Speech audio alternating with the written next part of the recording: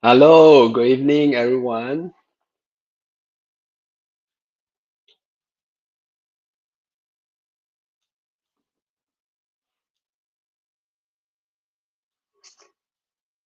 Hi, Max. Good evening. Hi, Sikang and everyone. Good evening.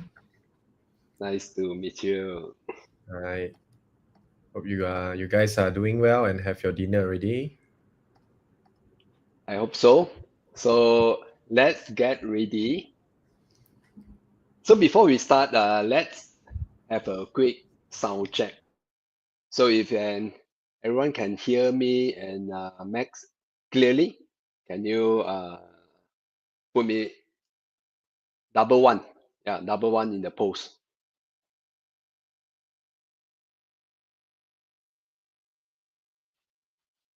Let's check.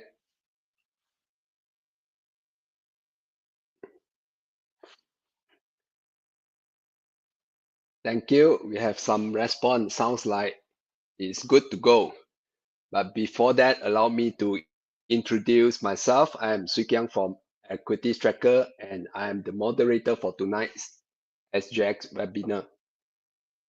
So we are very honored to have Max Tan, the co-founder of 12 Invest, to share on high yield sectors in XGX and impacts of regional growth in 2025. So Max is XGX Academy speaker, and he's very dedicated investor with over 7 years of experience in the Malaysian stock market. As an associate director at Sensuria Capital, he focuses on private investments in public equities deals and late stage IPO. Max also heads Gyaku Capital, sharing financial insights and promoting transparency for investors. So without further ado, I will hand over to Max to start the sharing tonight. So if you have any questions, do raise it by typing in and Max will address accordingly right after his sharing. So are you ready, Max? Yeah, thank you so much, Sikang, for the kind introduction. Once again, good evening, everyone. Hope you guys can hear me loud and clear. So tonight we are going to discuss navigating the opportunities that are available in the Singapore market, right? And we're gonna talk about some high-use sectors and the impact of regional growth. Specifically, we're gonna discuss on probably interest rate, and also on the 20th of January, we will see a very new administration over in the United States, and we going to have a brief discussion on how tariff impact some of the companies or even sector over in the Singapore market. Right, without further ado, let me go to my slide. Okay, just a quick disclaimer. Today's session is actually for information and educational purpose only, and we do not provide any kind of a buy and sell call at all. So if we talk about any particular stocks or equities or sector, please be reminded that this will not be any, it will not constitute as any solicit for you to buy, sell, or hold or securities, right? It's my own opinion, and it should not constitute as any recommendation. I hope everyone understand that. Okay, so with that, so we're gonna jump into first one. Okay, so this is the we're gonna talk a bit about the regional performance over the our neighbor and also our nearby market, right? As you can see in this chart, in 2024, regionally speaking, I think most of the region perform quite okay, except for the SCT, which is the Thailand market, and also the Indonesia market, which their broad-based index is kind of underperform a bit. Even our FPM KFCI, as a Malaysian investor, you know that our FPM KFCI is always very slow. We return around 8%. This is on 52 weeks basis, by the way. So that means that it's probably on the 8th of January 2024 until today. This is the data I extracted just now for a more recent data. And performance-wise, we can also see that SDI is the top performer, SDI Singapore side, and then AFF followed by Hang Seng and also A50, which in 52 weeks basis perform on 17-18%. And SDI on 2024 on a full year basis, actually the performance is quite good. Overall is 24%. It's not reflected here because this is 52 weeks. And from 1st January to 31st December, SDI actually got 24%, right? But this is on very broad-based kind of number because, as you know, this is actually on index. It doesn't reflect the market as a whole. For example, in Bursa Malaysia, although the index itself is a bit boring, but we have a lot of vibrant smaller cap companies going on, I think. But for SDI, we'll talk about that later on. They have something going on that is correlated to their recent strategies, right? So sorry, one moment, guys. Okay, I did a bit of digging for our neighbors IPO performance. So Bursa Malaysia, we did around 55 IPOs this year. Of course, it's including main market, ACE market, and also lead market. Hong Kong outperformed us 69 IPOs, of course, because Hong Kong is a much larger market. China, if I'm not mistaken, did around 90 something IPOs. Thailand did around 32 IPOs, and Indonesia market did 34 IPOs. So I just want you guys to have a wild guess, right? Given the outlook, right? Given the numbers that given, I want you to have a wild guess that what is the number of IPO actually came up for Singapore market. Take a wild guess. What is the number you think is the number of IPOs in Singapore for the last year? Any wild guess? Right, give you guys around 10 to 15 seconds. Any number. The number is quite surprising for 2024, in fact. Okay, we wait for a bit. Okay, so the last year, if you talk about the primary market for the Singapore market, let's not talk about secondary. There is only 4 IPO last year. One of it is a medical related stock, which raised around 19 million US dollar. If you compare on a regional basis, the IPO number is a bit small, right?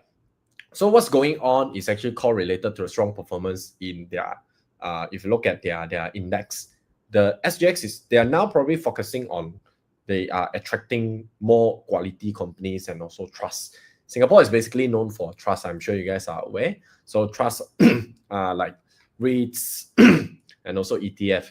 So like they have recently some very, very interesting new ETF, Lion OCBC APAC ETF, which covers the APAC region.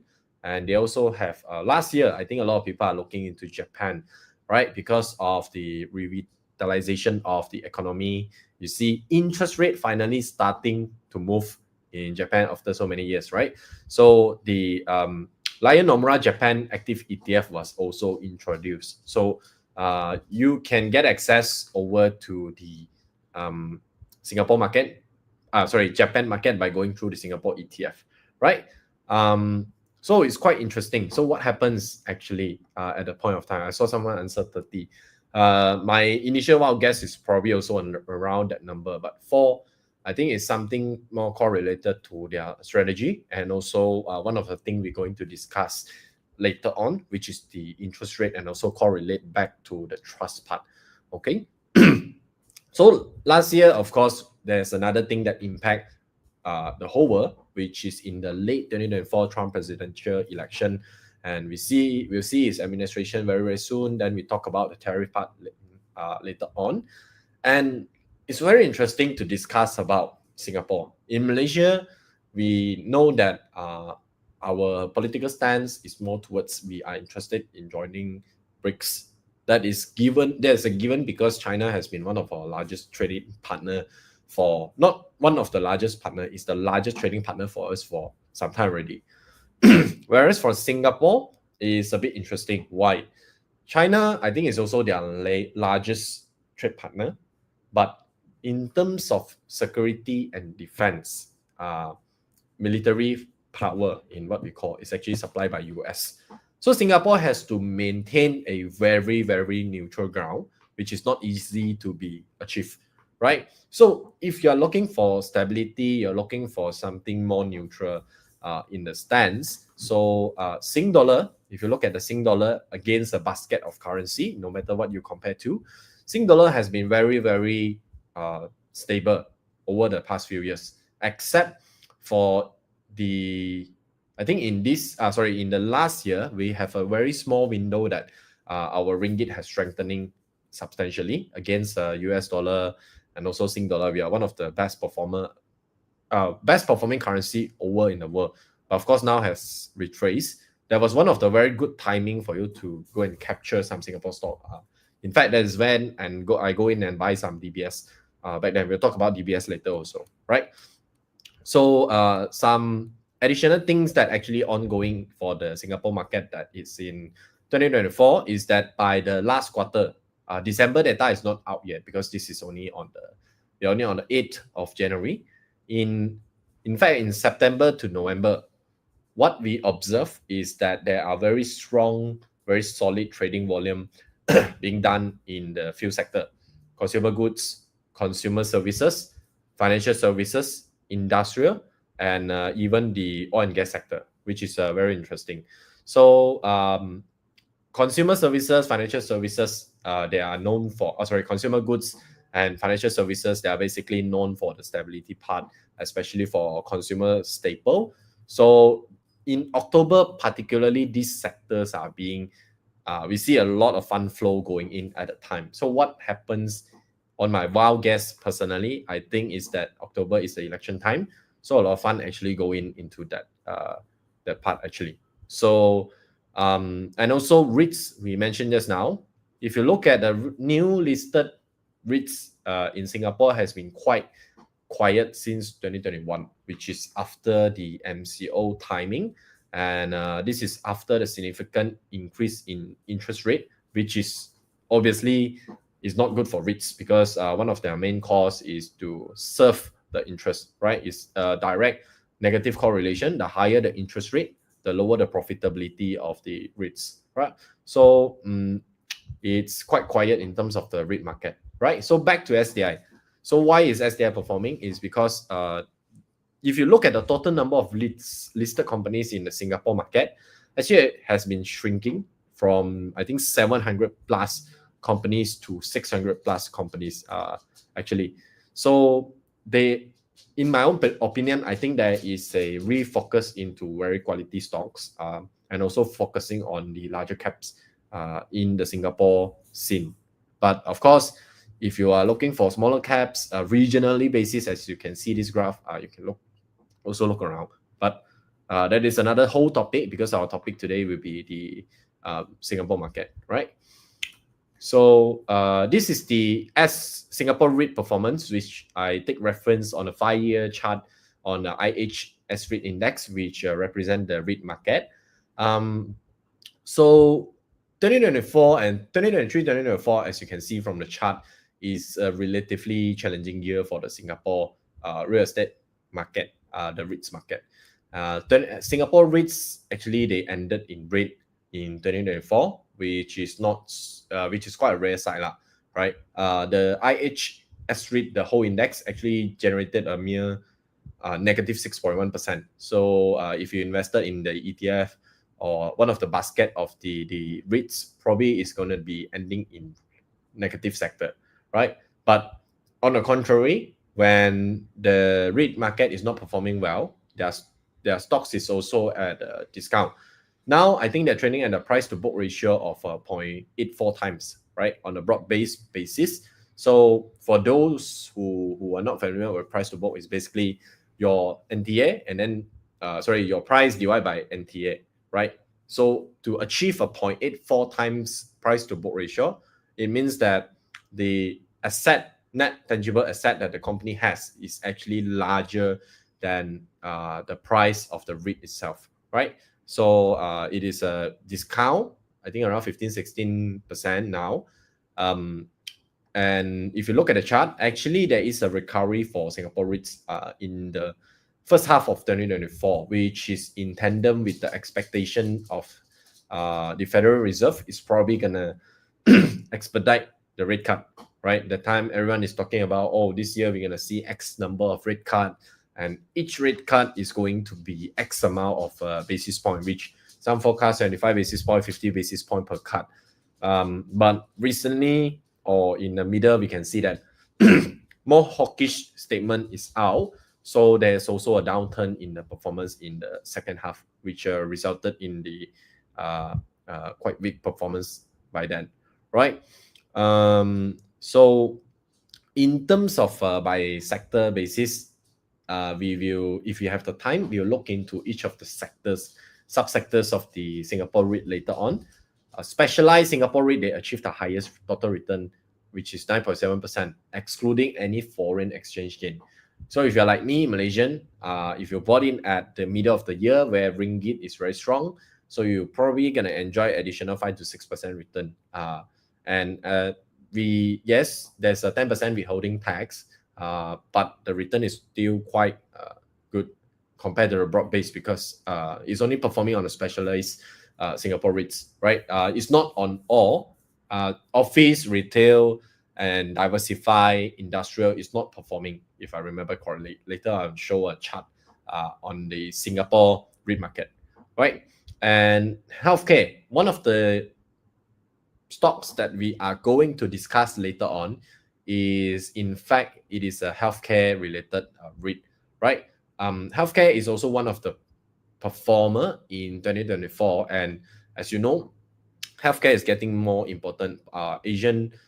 We are seeing an aging population, right? Singapore, I think, as Elon Musk just made a statement that they need to populate more. If not, there's a negative number in terms of the population growth, right? Over the years. So in Japan wise, then Japan is more interesting. Japan, older people is getting a number of older people is getting higher. I see the same trend is probably happening in China, which is people call Tangping, right? The younger generation, they are more reluctant to get married and to get kids. So it will increase the average number of the average age of that country, the people over there. And the older they are, probably they do not have kids or whatnot, right? So they need to start looking for retirement home. And one of the REIT that we are going to discuss is in the retirement home sector, right? And they're heavy on Japan too, which is one of the key segment for the retirement home. Okay.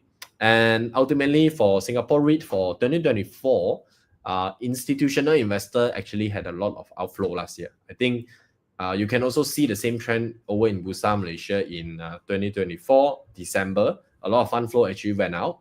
Insti fund flow that went out for Singapore REIT in 2024 is 1.6 billion. And the one that's supporting the Singapore market is actually the retail investor. So if any good news coming back, probably we can see the support from this Insti investor coming in for 2025, right? So this is the Singapore REIT performance for 2024, right? Now we're going to talk a bit about the impact of the interest rate in Singapore market. So as you can see, there's a four very photo over here. So interest rate increase, obviously the few sector that will get impacted is naturally the bank, real estate, and also real estate investment trust, as we mentioned just now. This one is actually representing the luxury goods market, which if you like watches, then you will know that Singapore, actually there's one listed company that have the retail shops over in Malaysia that is selling luxury goods. And we'll talk about the impact also over to consumer staple, the consumer industry. So to start off, I think interest rate is actually a barometer for any economy, because when you increase or decrease borrowing costs, it will directly impact a few things. Number one, consumer spending. Imagine your credit card now in Malaysia, we cap at 18%. If we're gonna increase the interest rate, probably we will reduce spending, right? And also corporate investment decision. So you have to figure that, not only on credit card, let's say to buy a house, to buy a car, if your base interest rate increase, like our OPR increase, people might get a bit more reluctant to spend because it's more expensive. And for businesses, it's actually the same. When the interest rate is relatively higher, then they probably will be more careful in terms of their investment decision, especially on new investment. So some companies, if they are financially strong, then it's good for them. They don't need to borrow more to invest for new machineries, for new warehouse, for new land bank, etc. Right? And if the interest rate is high, the borrowing cost is high, the return need to justify whether it makes sense or not for the company to make an investment. So I give you an example. If the interest rate increase and the upstream semiconductor player, the end user slow down in terms of their consumption, right? So the brand of consumer electronics, they're probably going to slow down in terms of their expansion because they have the capacity, but they do not have the demand to be fulfilled. So they slow down on their buying of new machinery. Then it will impact the machinery supplier and also the whole value chain as a whole. So there's a huge impact on the consumer side and the whole value chain actually. So interest rate is super important. Then also the currency value. From what I know, Singapore side, I think they're pegged very closely to the US interest rate movement. Unlike Malaysia, we have been staying for OPR of 3% for some times already. And as they are pegging to the US interest rate, so this year, we're going to see some more interest rate cut, although Powell did made a more hawkish statement that we are going to probably slow down the interest rate cut subjected to the inflation situation in US. But ultimately, I still think that there could be probably 2 to 3 rate cuts up to 50, 75 basis point. And during Trump's election, one of the statements that he has made is to also somewhat impact the Federal Reserve decision, whereas the competitor has pledged to not keep it running individually, right, to not impact their operations. So this is on a broad-based basis on what would happen when the interest rate changes. Okay, so moving to the first sector, which is the banking sector. So banks in Singapore, I think many of you may have known DBS, OCBC, UOB. These banks are very sensitive to the changes. So just for those who are probably not familiar with the banking sector are a couple of things that are impacted their business. They usually have, not to say two business model, but two way of getting income. Number one is fund-based. Number two is non-fund based. Non-fund based is basically fee. So funded is when you deposit or you put money, current account, it doesn't work. But if you put money in your saving account or in your FD, then they will lend out the money to third parties. So let's say if you put your money FD to the bank and you borrow a loan from the same bank, they're giving you a certain higher interest rate. So this is what we call NIM, net interest margin, the spread in between. This is the profit margin for the banks for funded business. Non-funded, which is fee-based, is when you walk into the bank, when the banker is very happy to see you and they coming to serve you. Hey, do you need additional products like, for example, the wealth banking? Do you need to buy banca assurance? And probably, maybe do you need stockbroking services? So there are a lot of ways that the bank could charge on the fee basis, right? Wealth management is one of the very, very big part. So what happens when interest rate increases? So it actually increase of interest rate, it normally is good for the bank because their income is higher. So as you know, you have a couple of types of loans that you can get from a bank. Number one is the fixed loan, which it doesn't matter what's the interest rate or the central bank decision are. When you sign on this paper, it's just like your car loan. Your monthly repayment doesn't change towards the end. Unless you have any late payment, then it's additional. Then it wouldn't change. Then you have semi-flexi. Semi-flexi and flexi is actually quite similar. It's only on the drawdown part. But to prevent confusion, it's basically that flexi and semi-flexi loan, your interest rate serving will increase or decrease depending on the central bank decision. It will also directly impact the bank's income. So, for example, in 2022 onwards, where the interest rate increased, I think DBS has a very significant increase in their net interest margin, which resulted in a 17% growth in their PAT, if I remember correctly. But on the contrary, as I mentioned just now, on the consumer part, I see some friends already starting to ask on Cortina. Sorry, Cortina is probably a one brand, Thai Breath. We can discuss about the Thai Breath later on. That would be on the consumer sector. But back to the bank side, sorry, a bit carried away. So back to the bank side, higher interest rate is good for the margins for the bank because your FD put inside is already fixed, and the flexi loan that they lend it out, they could get a higher interest, but also means that the next batch of fixed deposit going in is going to be higher cost for them. So it depends on how clever a bank is going to manage this, but normally it wouldn't run away too much. It's also on how they procure talent and how they retain talent, training costs, etc. That is on the net cost for the bank. There's a technical term for it, but I don't remember. But anyway, high interest rate, it will cause something called reduced loan demand. Because as I mentioned just now, they probably will reduce borrowing money for car, for property, or for personal spending. So it will decrease their expenses. So I want you to think, right? In 2025, it's very likely that the Fed will continue to cut rate, where, as I mentioned just now, Singapore market is likely to follow more closely towards the rate cut because they want to maintain a stability in their currency rate. Remember, I mentioned just now the currency, interest rate fluctuation could also impact the currency. So imagine that they are going to maintain a lower interest rate environment. They could compress bank NIM. Yes, over the short term, probably 1 or 2 quarters, we see lower NIM, but it could also increase the loan growth. At this time is also how they're going to secure getting more clients from the pool, because people are more willing to spend to increase their top line and also control their costs during that period. And also it depends on how good the bank in expanding their fee-based business at the time. So there's also some banks, they are utilizing the funded base. So let's say if you take on a facility from the bank, they will promote to use some additional fee-based services at weaker interest rate outlook, right? See, so this is how they protect their margin.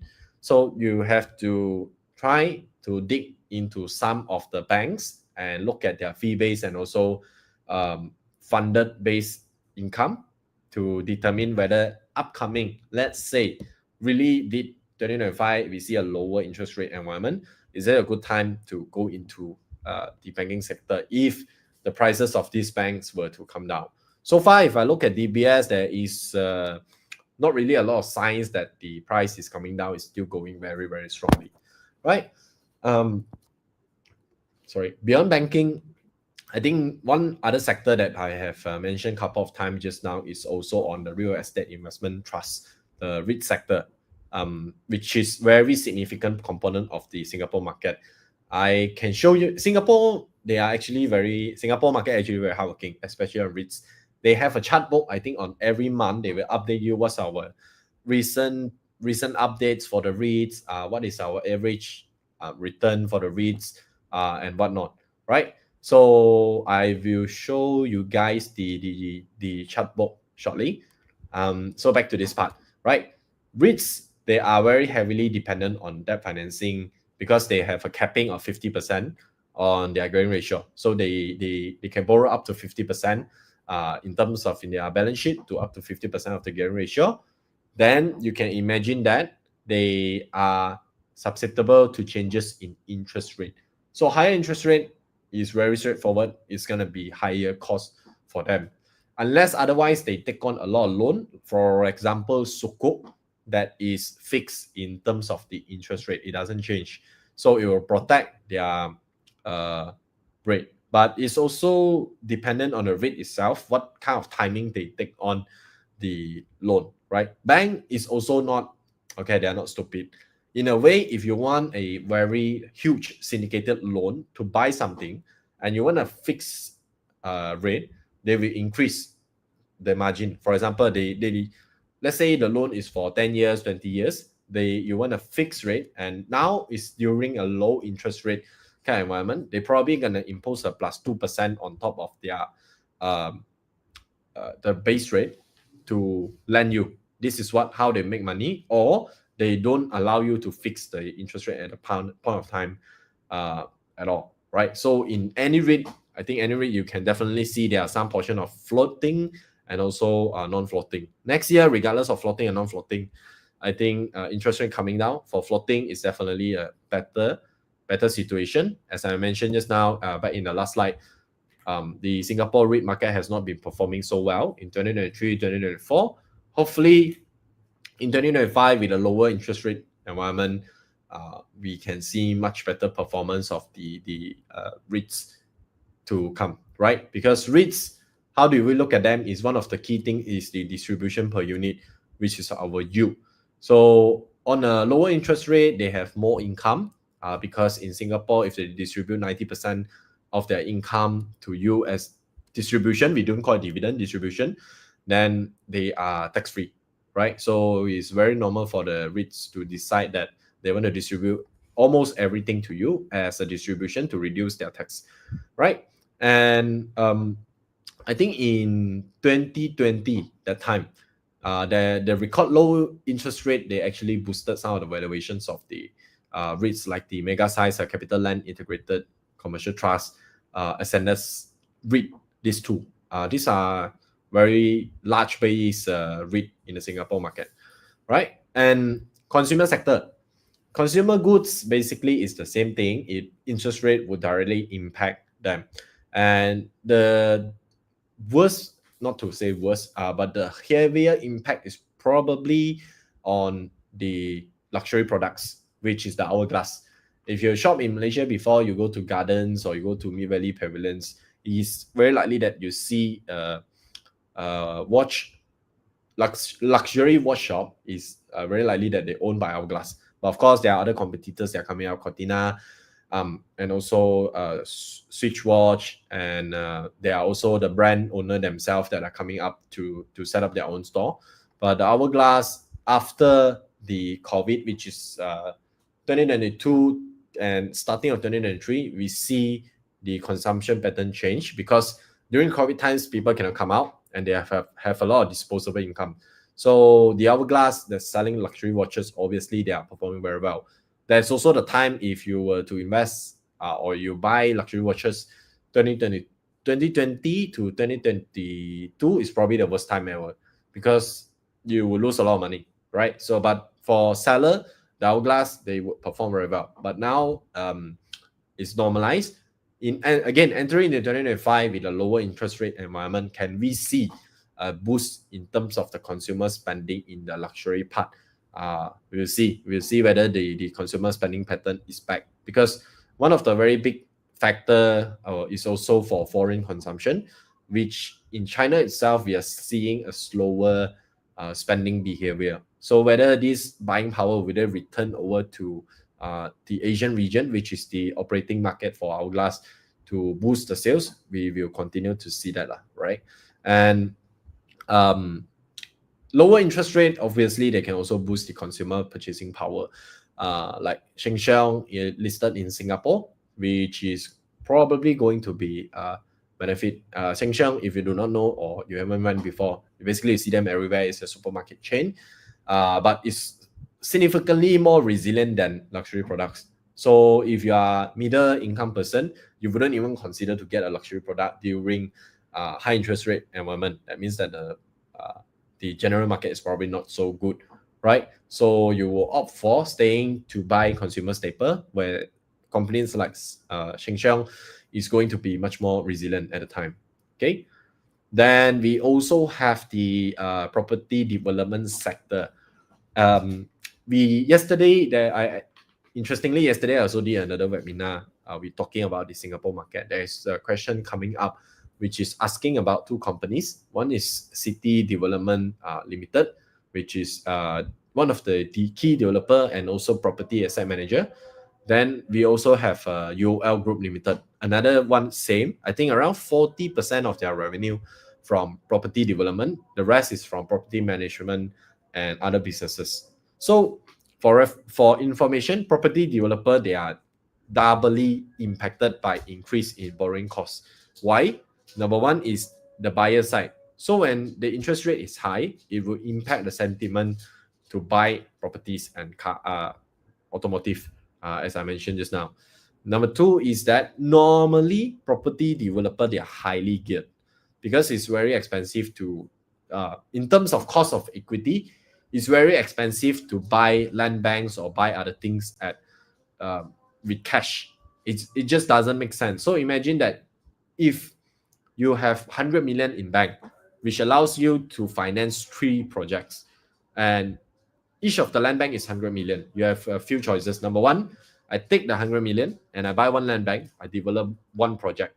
Is assuming a 15% profit margin, then I can return myself 15 million, right?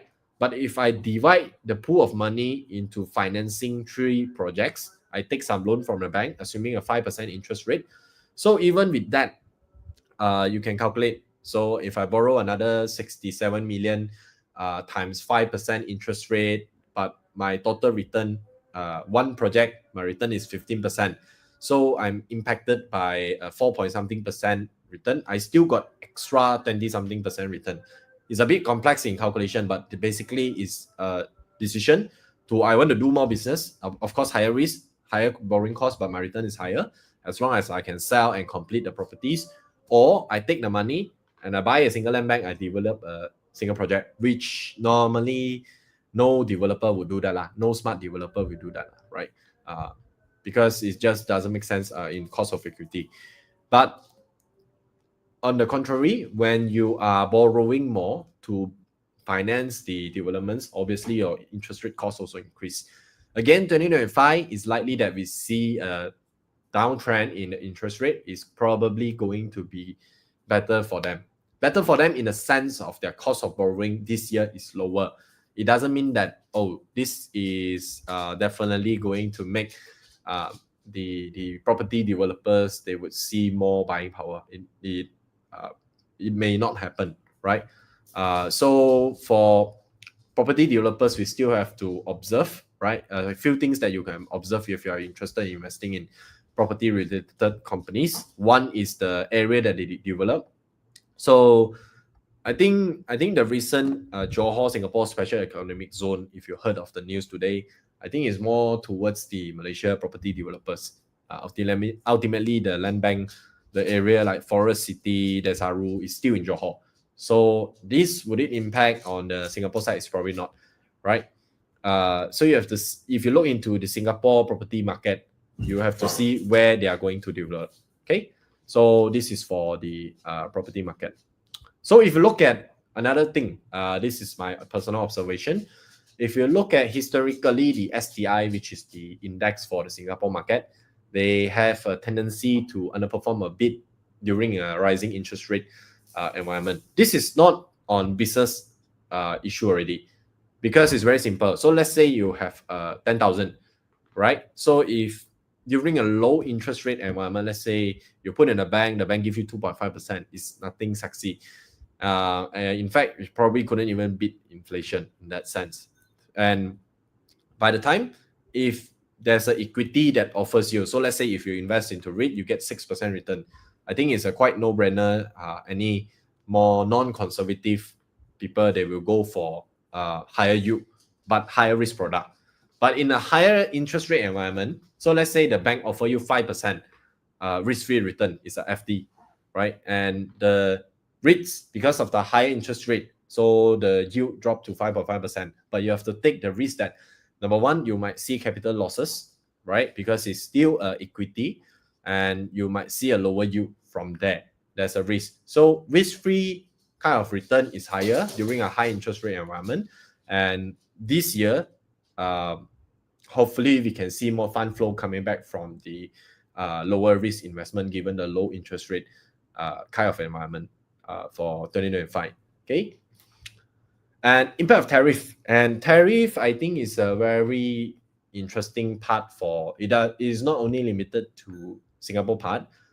Singapore is a trade-dependent economy and a very, very globalized trading hub. Singapore, basically, if you look at the port, right, interconnected port, they are very deeply integrated into the international supply chain. Especially if you see here, I put a chip, is because many may not know, Malaysia, we are well known for back-end semiconductor, but actually for front-end semiconductor, especially surface finishing, Singapore is actually quite big. Okay, Singapore is quite big. A lot of things that are done in Malaysia for semiconductor, precision parts, ATE, maybe they would send it over to the clean room in Singapore for the finishing parts. So some example, if the tariff, if we do not know what Donald Trump will impose yet. So what he say is a broad-based 10% tariff, right? No matter which country you are, but of course China, he threatened to put 100%, which I think is a matter of negotiation. He's a businessman after all. He will subject it to more negotiation afterwards. But if the tariff were to impose across the Asian countries, doesn't matter 10%, 20%, export-based country, they are definitely going to get impacted, right? Because Trump's policy, if you look at what he trying to propose during his election, he's trying to pull back all the manufacturing back into US by giving them tax incentive. So it will be lesser reliant towards the external part of US on the supply chain part. This is the same for EU.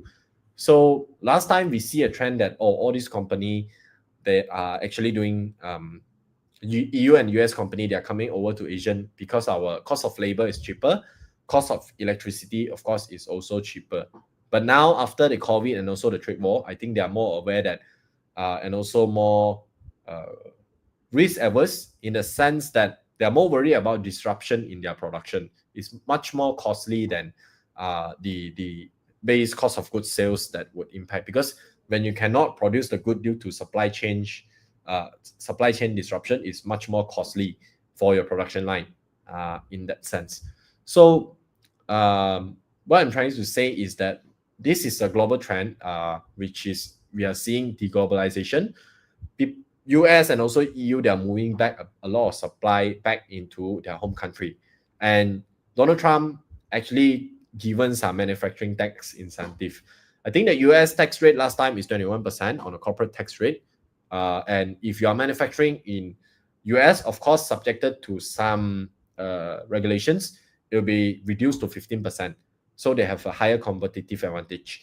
And coupled with a broad-based tariff across the Asia region, so the competitiveness across the Asia region companies, it will reduce. So some companies like Venture Corporation and Micro Mechanics, UMS, and AEM Holdings, these are the companies that are involved in the electronic and also semiconductor sector. And if I remember correctly, during the US-China trade war starting off in 2018, these are the companies that somewhat got impacted because they are not impacted by the tariffs directly, but the uncertainty actually make them, they do not know how to price their product. Similarly for Malaysia also, right?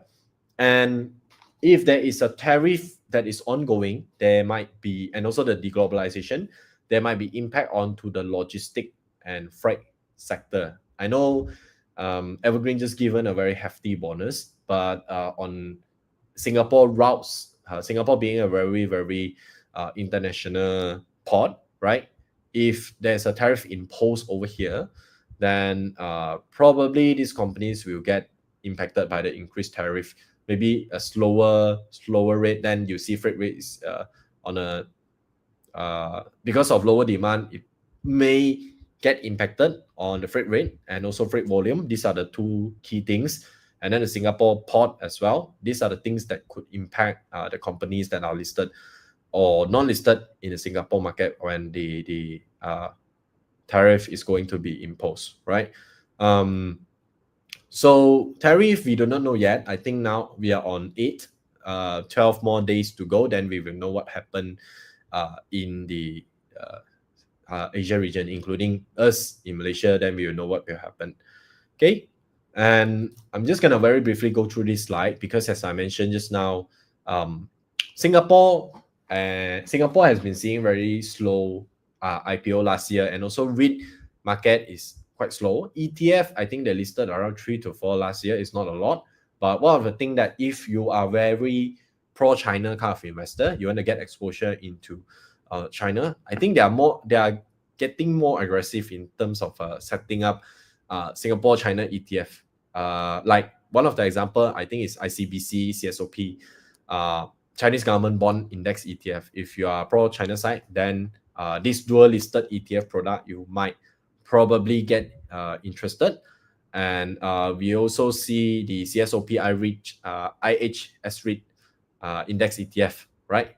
And I think this is one of the initiatives that are coming up for the Singapore side to become a global hub. Right? Last time they have a lot of different countries kind of REIT and also trust, investment trust being set up. I will show you the statistics later on after I finish my own slide, which is very quickly. Then you can see from there they actually segregate. In Malaysia, it's a bit different. Our Malaysia REIT, we are only focusing on Malaysia market, where our office is office, then our retail mall is retail mall, and our logistic hub is usually what properties that we have in Malaysia. But in Singapore, it's a bit different. Like I mentioned just now, they have Japan, they have Hong Kong, US, Europe, China. It's very, very diverse. And China is actually a very big part for the Singapore ETF and also the REIT market. Later on, I'll show you all. Right? So what are the interesting stocks that we can look into when we're talking about yield, right? Our key topic today is still yield. So why I would focus on Singapore market when I come to yield? Number one, Malaysia, personally, my portfolio majority is in Malaysia, but at the same time, I also want to get exposure to other currency, right? If you talk about stability, I think Singapore and also yen previously, before the unstable issue that's ongoing, which I think the instability is because of the rising of interest rate over in Japan, but it doesn't cause yen to increase a lot. So there is a disparity between the confidence level and also the yen performance. But that one is not important. But yen itself is more tight towards, I think it's on US dollar side. Of course, Sing dollar also quite tight over there. But regionally speaking, if I were to get a stable yield and a more stable currency, is probably going to be Sing dollar or yen, right? It depends on what kind of investment I'm looking at. But as a Malaysian, it's very hard for you to invest into Japan market. You need a lot of approval and also nominee account to go into the Japan market directly. Alternatively, if you are interested in Japan market, you can go to the ETF, which is in Singapore. You are still exposed to Sing dollar in that sense, right? So again, Sing dollar, relatively speaking, is quite stable over the previous term. And one of the sectors that I'm looking at is, of course, is still the banking sector. Banking sector, DBS is not only in Malaysia, not only in Singapore. Their Asian region, DBS is super big, right? And if you look at their previous performance, Q3 DBS is still maintaining an NIM around 3.83%. And in that quarter itself, they record a record fee-based income, mainly driven by wealth management and also market trading income, which is also fee-based, right? So it's very strong performance coming from DBS. Of course, for a mega size company like DBS, let's not talk about US. In Singapore itself, DBS actually performed, I think, 40+% in capital gain, excluding the 5 point something percent yield that you will get, and also excluding, depending on the timing that you are going into Singapore market, you also get currency benefits from there, right? And DBS now is a bit interesting because I'm waiting for a retracement actually. But they just announced not just announced, in Q3, they have a 3 billion Sing dollar share buyback program, which they would buy back the share and cancel, which is similar to the US side. If you're a US investor, I'm sure you are familiar with the share buyback and then cancellation of shares, which reduce the number of shares circulation. In other words, reduce the selling pressure in another way, right? So DBS, in terms of you, I think you probably can look into it. And another one, I will cut to the presentation slide later. But before I go into that, I also want to share another interesting company that I personally is looking at, which is ST Engineering. It's not exactly a yield play, but it is in a sector that I'm looking into strongly. As I mentioned just now a trend that we are observing is the deglobalization, which people are moving their manufacturing chain or their value chain back to their home country, just in case any disruption happen. And of course, privately and below the radar, each and every country, they're gearing up their own military power, right? And this stock is in the defense industry. When I mention defense, it's not defensive industry, but they're actually in the defense sector. So a bit of background for them. They started off in 1967 for the manufacturing of ammunition for M16. M16, if you are a warfare guy or you play any gun related games, you will know the M16 machine gun. They manufacturing the ammunition for them back then. And slowly this company, they expand to a lot of sectors, naval vessels, machine gun boats, and also later on ship construction. And even for Malaysia, they used to refurbish the heavy military vehicle for MINDEF, Malaysian Ministry of Defense. And they also launched something called Ultimax 100. Is the world lightest and lowest recoil light machine gun at the time, 1979. And they are not only focusing on defense only, but also involved in another sector. So recently, one of the very unfortunate event is the aviation sector, right? The Boeing 787-800 model, which we see a series of events, whether they have failed to land correctly or they have failed to kick off, right? There have been a lot of issues with Boeing if you look at the past 10 years, okay? So let's not look at Boeing and Airbus, not comment on them. But MRO means that they are the maintenance repair players for the aircraft companies. So this company, ST Engineering, they are also involved in that, right? They have key three segments: commercial aerospace, which they are one of the world largest airframe, which is the body of the aircraft, maintenance player. And they also have defense and also public security sector, as I mentioned just now.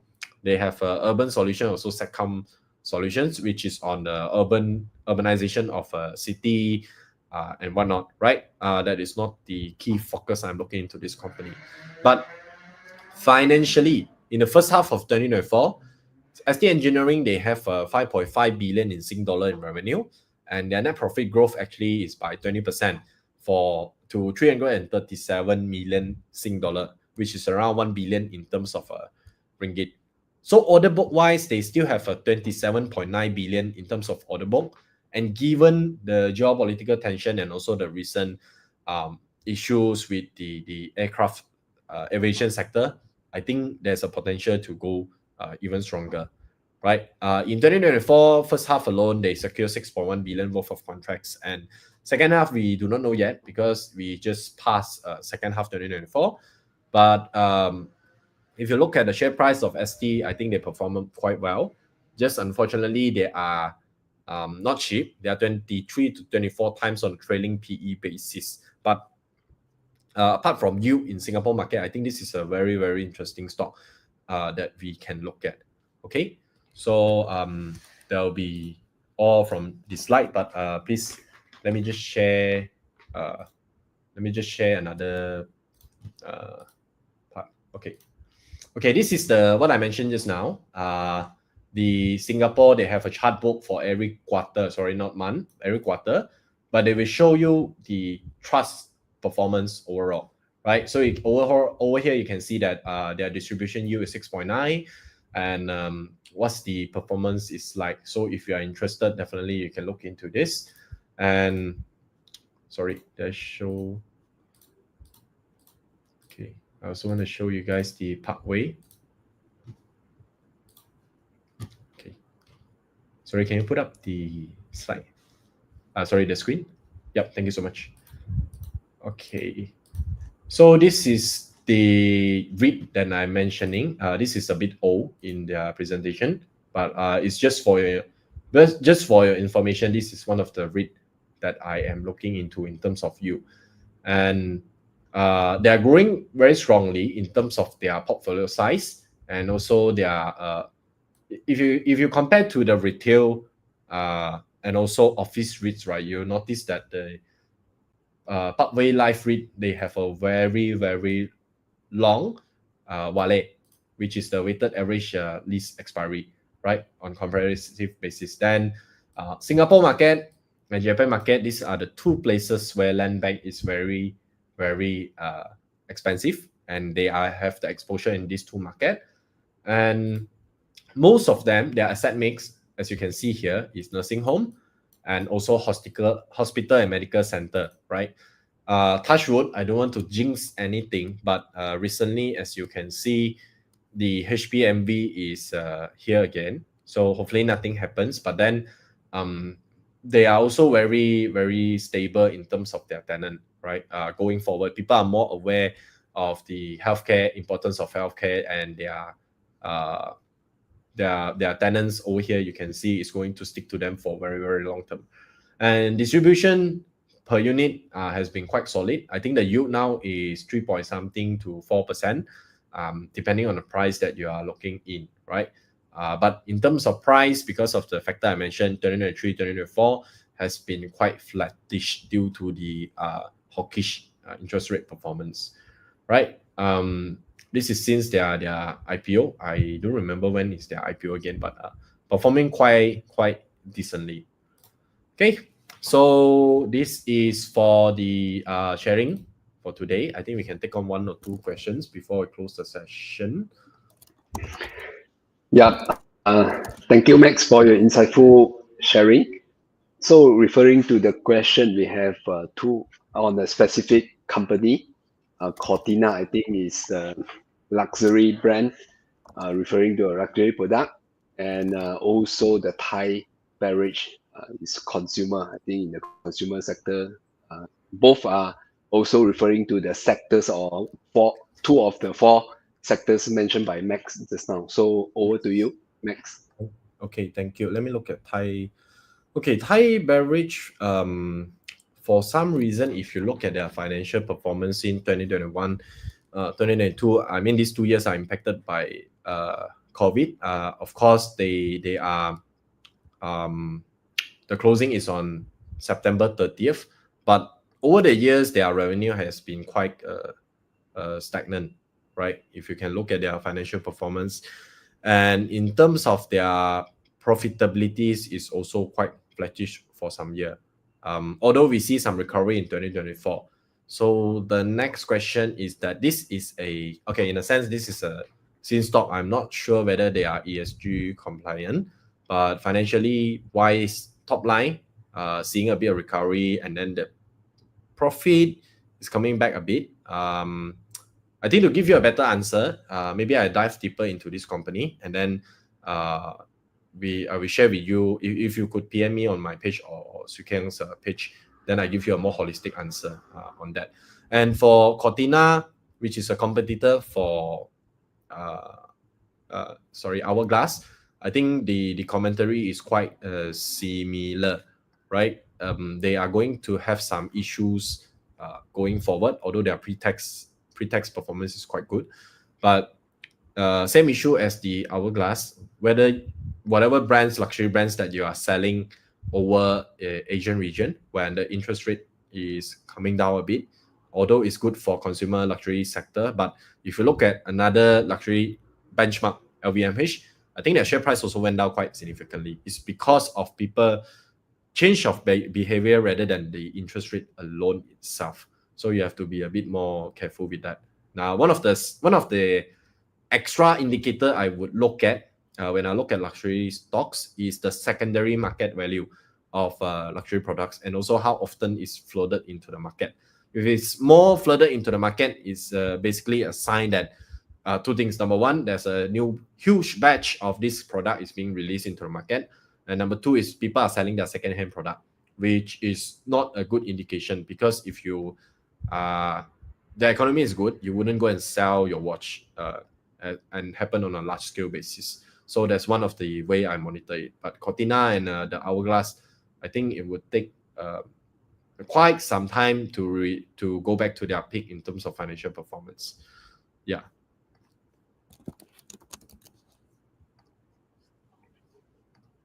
Okay, I think there are no more questions from the participants. So before we end, Max, do you have any conclusion or any to share more with our participant? I think that pretty much it. I have babbled a lot, and one of the key things that I want to highlight is that if you're looking for stability in currency and also yield wise, comparatively to Malaysia, which our ringgit is quite volatile, and also for diversification purpose, Singapore is one of the places that you can look at to put in the money, especially when past 2 years REIT has gotten a beating in terms of their performance. Yeah. So asset pricing wise, you probably can look into the Singapore market. Yep. So make use of the benefit from Singapore market. Okay, so once again, thank you, Max, for your valuable, insightful sharing. And we hope to see you next time for more interesting sharing. So also would like to thank you to all the participants for your time to attend our webinar today. So hopefully to see you in the next SGX series webinar. Thank you all. Good night and bye-bye. Bye-bye.